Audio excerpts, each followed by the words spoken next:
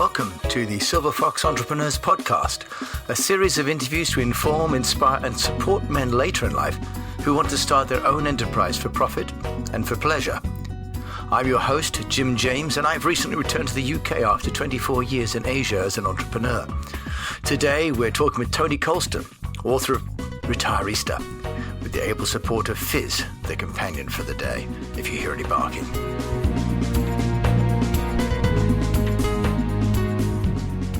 Tony Colston, author of the Retireista Project and owner of a wonderful dog. Tell us a little bit about yourself and the Retireista Project. Well, the Retireista Project is simply a tool to helping people transition from their conventional working life into what's called and known as retirement. And we've basically gone about trying to give people some tools to really get the best out of the best years of their lives. And the Retireista, the word itself was born from the fact that retirement is that was the dog, by the way. Retirement as a word has got all these negative connotations. It's all about stopping, closing down, withdrawing. So we came up with this word of Retireista, gave it a positive spin to try and get into the dictionary. And it's about encouraging people to be active and to think about what they want to do in the later years of their lives. So we wrote a book, we put a website together, and that's it. We've just started the process of trying to get the word Retireista acknowledged as being something that's a game changer in terms of getting people to make more of their lives later on. And also trying to get people to really think about what we think are the 6 major elements of retirement and getting on and getting the best out of the best years of their later lives. Great, Tony, having read it, I found it very, very informative, and I'm sort of entering the pre-Retireista age group. You mentioned 6 items. Do you want to just share with us what are those 6? He's got the book out now, so you can double check what all 6 are. Yeah, memory is number 7. Yeah, what we felt were the kind of major elements of getting it right and really helping people make the most of their later lives. There's home. Where do you want to live? Why do you want to live there? What reasons have you thought about it? Is it to be near the grandchildren? Is it to be near the beach? There's a whole load of reasons as to where you might want to live, but has that been made as an emotional thing because you've always wanted to live by the seaside? Is it made because actually you fancy living by the grandchildren, but what does that entail? Will you become the babysitter 7 days a week? So it's about trying to encourage people to think about where they might want to be spending their later years. And it may be you want to go and live by the beach now, and later on you might want to go and live in a sheltered housing scheme. But think about it. Try and get it right, because it's just a painful process every time you go through it. Second one was health. And health, from our point of view, is absolutely critical.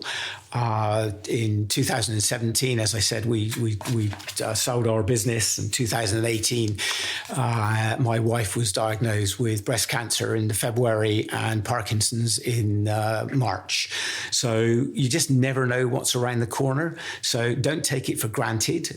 Live life for today and really make the most of it, and try and lead as healthy a life as possible. Finance was one of the other ones, and finance is critical. It's how much money have you got? How long do you need it to last? And we give some thoughts and tips in there as to how you might want to go about approaching how you think about and how you manage your finance. The health is great, the home is great. Finances are actually critical in helping you really make the most of all those elements. And Tony, when we were talking before, you were talking about how, for example, with finance, you've worked on some quite interesting plans and perhaps more approachable for people that are not financially minded. Do you want to share about these 10-year blocks that you and your wife started to create as a framework? Yeah, when we looked at the finance pot in its entirety, you've got assets, bricks and mortar, you've got your house, but you don't necessarily want to be selling that. Downsizing, yes, always an option, but you do want somewhere to live. And we looked at it in terms of, 10-year blocks, 60 to 70, 70 to 80, 80 to 90, and then from 90 onwards, we really weren't too worried. But 60 to 70, how much would we want to be able to spend every month to be able to get the lifestyle that we wanted? All those holidays that we might want, the activities that we might want to undertake. How much would we actually need? So we took the pot and we split it over those 3 blocks, and we came to a decision that, 60 to 70, our annual expenditure would be X, 70 to 80, it would be less, maybe Y, and 80 to 90, it would be even less. It's at least given us a starting point in terms of budgeting as to how we can spend our pension pot. Now, obviously, that assumes that sort of a fixed income amount drawdown. But what about starting your own business later on in life? Because that is also an option. What we're really talking about with Silver Fox entrepreneurs is that it's never too late to start. What's your experience there of people actually starting businesses in retirement? We've talked to a lot of people who have started businesses in retirement. There's a lot of people who are coming into retirement at 50, 55, out of the forces, out of civil service, whatever their conventional working life is. But actually, the opportunity to start your own business, it's just huge. What do you do? How do you do it? What finances are you going to need to do it? Yeah, all really tough questions that you need to answer. And obviously, Silver Fox is going about helping people trying to address those situations. But the opportunities are there. You've just got to go and say, what do I fancy doing? How am I going to do that? We live in Lyme Regis. What do we find in Lyme Regis? A huge number of people that go, we'll do a B&B. We'll do a coffee shop. Some people get it right. Some people get it massively wrong.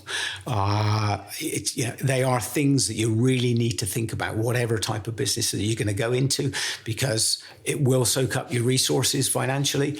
It'll soak up your energy. And actually, you do want to get it right first time, ideally. And where can people go to find guidance and advice? We talked earlier on about mentorship, because there's a lot of sort of young tech startup funding and advice. But what about for people later on in life? Where would they go to get that kind of support? Well, I think certainly organisations like Silver Fox are going to be a great starting point to try and give people some direction, to try and give people some focus, and get people to think about the outcomes. Beyond that, there are various organisations around the UK that will help you with mentors. In Dorset, for example, there's an organisation called Dorman who offer mentoring programmes to anyone that's starting up a new business. Doesn't matter whatever age you are, and use the resources that are there to help you develop the ideas that you've got. Yeah, and even places like Age Concern has got a job program and an entrepreneur program for people over 55. So it does seem as though the government has got more and more interest, and local area authorities have got more interest as well in supporting people. And the Prince's Trust used to have an initiative for older people. You mentioned earlier on that you were doing mentoring. Do you want to share more about how does mentoring work? If someone's out there looking at starting a company, you've obviously had a lifetime of entrepreneurship. Someone's got an idea. What would they get from a mentor and a mentor program? I'll give you an example. I mean, the Dorman, the Dorset mentoring program.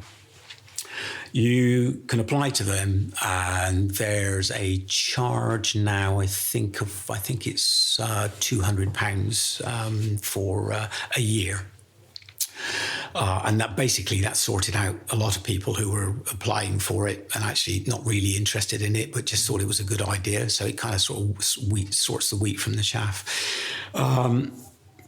And from a good mentor, what you'll get is you will get guidance. You will get people who will test you. They will challenge you. They will ask you all the awkward questions. They will encourage you to think outside of the box that you may have just been operating in. And at the end of an hour and a half, or whatever it is, you will have 2 or 3 actions that you will be responsible for looking at and doing until before your next meeting. So it's always results orientated. There's always an outcome every month that you should be looking for and saying, yes, we've thought about this, we've talked about that, and this is what we're going to focus on and address over the next few weeks. So it's a very focused process to help you develop your ideas. You yourself are an entrepreneur for life. Do you want to maybe share a little bit about what businesses you started and you and your wife have started? Well, I was involved in the travel business originally, and we then I went off with a partner, started up a motivation consultancy. I then went into corporate life for 6 years as head of international marketing development for a financial services company.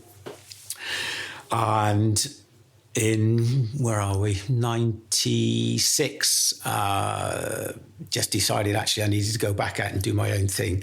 So I started up another events business, and that didn't go particularly well for the initial few months. We then got involved with helping inventors develop their product. We helped them raise money. We took their products to market. We did that for probably 5 or 6 years alongside running events as well. It was a fascinating time. We learned an awful lot. We raised quite a lot of money. We got some interesting products to market. And then, unfortunately, 2 of the projects that we were working on bombed both within 6 months of each other, and that took us down to a new level of poverty which we hadn't actually previously experienced. So when you start selling your bits around your house to go to via car boot sales so that you can afford to buy food and stuff, that's when it gets interesting. Yeah, and then that's the reality for many entrepreneurs, is it doesn't work at the beginning. Sometimes it doesn't work at all. What were some of the sort of tools or ways of thinking that you use to try and climb back out of that place? Because it can either be a downward slope, a flat, or you've got to start to go up the ascent again, haven't you? Yeah, you've got to keep the positive attitude, because when you are rummaging around the house, what are we going to sell next? And when you get down to, I think we were left with a garden furniture set. 2 green chairs and a green table, a bed and a wardrobe. And that's kind of what we were left with. But you've just got to keep a positive attitude. And at the same time, we were running this events business. It was pretty quiet. Not a lot was happening. But we had faith in it, and we just hustled.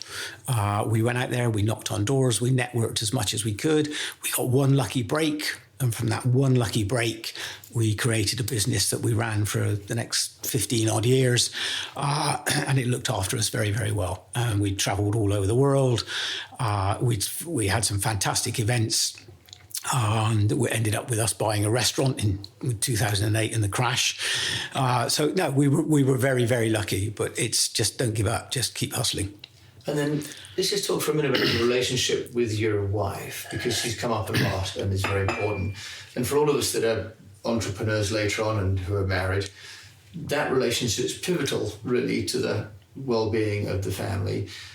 How did you manage the stress that comes about from running a company that's not doing well? Because relationships, when money's coming in, tend to be fine. But when the money's going out and there are priorities to set and what to sell, for example, can you just talk to us a little bit about how did you and your wife on sort of a daily basis or weekly basis navigate the stress? We were very, very lucky. We are like-minded people. We both have a positive attitude. We both deal with difficult situations in a way that says, it's a problem. We've got to solve it. Just get on and do it. It isn't always about looking about, what if this is going to be a terrible situation? It's about, okay, what's the best we can make of this situation? So from that point of view, I think we were very, very lucky. It's very, very challenging if you are not both of that ilk. Yeah. It only needs one partner to be the glass is half empty versus half full. It can cause some very, very tricky situations.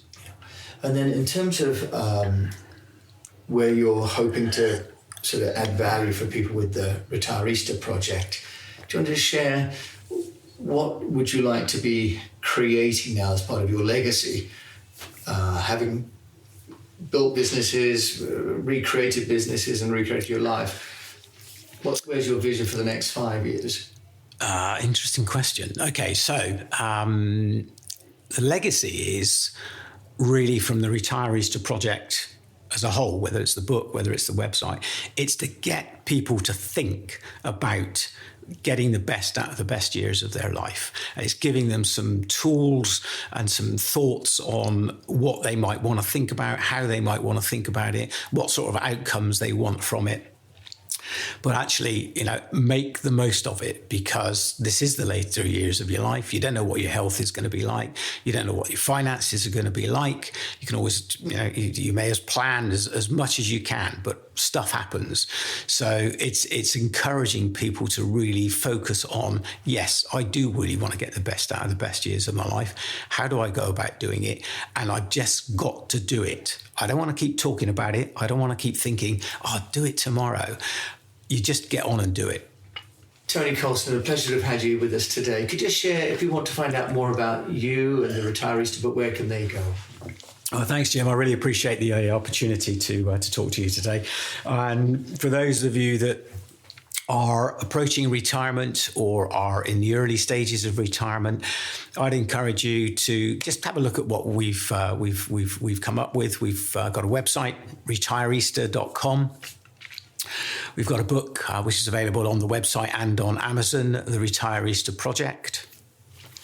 Yes, it does say on the front cover, the must-read practical guide for men wanting to get the best out of the best years of their lives. Don't be misled by that. The ideal is that my wife will be writing a book about women wanting the best years out of their lives. The help, the guidance, the tips in here apply basically to everyone. It's just that actually men are probably slightly worse at getting themselves organised later part of their lives than women, mainly because women are just much more skilled at being multitasking and doing 100 jobs at once as opposed to the men. So yes, buy the book, go visit the website. What's coming on the website will be podcasts, talking about people who've been in various situations, so that you've got some tips, some guidance, some experience from people that have either started their own businesses or have been through the hoops. Videos will also be coming. So it's early days from our point of view in terms of the business. But it's you just need to get out there and do stuff and do the right stuff. So thank you again for the opportunity, Jim. Tony, thanks very much indeed. Do subscribe or leave a rating, and for more information, please visit silverfoxentrepreneurs.life and drop me an email. I'd love to hear from you, and maybe we can get you on the podcast and share what you know, or let me know what you'd like to know. Thank you once again. Have a great day.